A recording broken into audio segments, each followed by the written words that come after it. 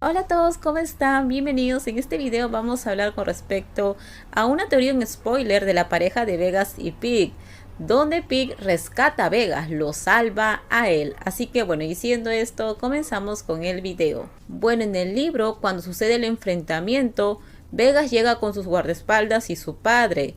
En ese momento, Pig se da cuenta de que los guardaespaldas de la segunda familia no lo lastiman y que lo ignoran. Entonces Pig está muy pero muy confundido. Y esto es porque Vegas ya le había dicho a sus guardaespaldas de que no lo lastimaran a él. Además de eso también pasa algo muy importante, y es cuando pues Pig se sacrifica por Vegas. Hay un momento cuando Porsche y Vegas se encuentran. Porsche empieza a golpearlo a Vegas y Vegas le dice: Porsche, ya sé el secreto de la primera familia con respecto a sus padres. Entonces justo ahí aparece King. King viene corriendo, empuja a Vegas y también lo empieza a golpear.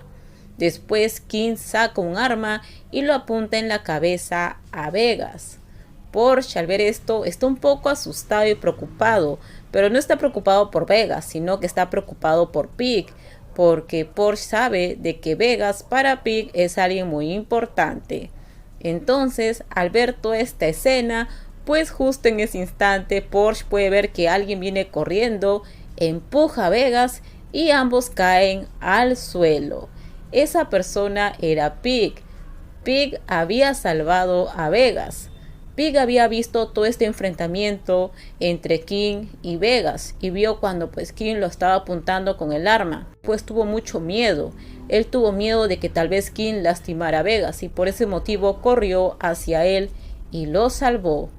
King, al ver de que pues Pig estaba con Vegas, lo que hizo fue bajar el arma y ya no lo lastimó a Vegas y se fue con Vegas y Pig se encontraron y pues Pig ahí lo empieza a golpear a Vegas diciéndole que todo es por tu culpa, y Vegas pues básicamente no hizo nada, solamente se cubría el rostro. Él dejaba de que Pig lo golpeara. Además, esta sería la primera vez que ellos dos se encuentran después de que Pig había pues huido de la casa de Vegas. Este fue el primer encuentro básicamente, ¿no? Aquí se volvieron a ver.